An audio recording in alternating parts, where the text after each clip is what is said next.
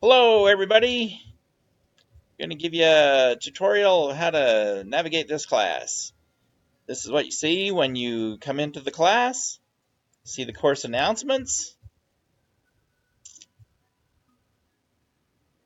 and over here you click on virtual classroom.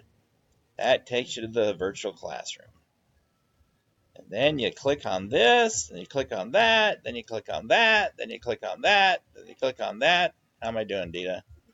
Then you click on this, then you click on that.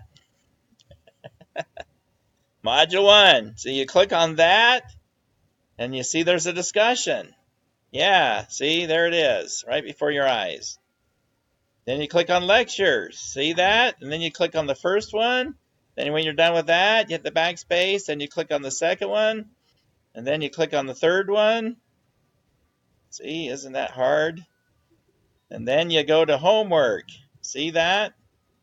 Getting set up in MindTap. Your first homework. Yeah. Okay, that's about it.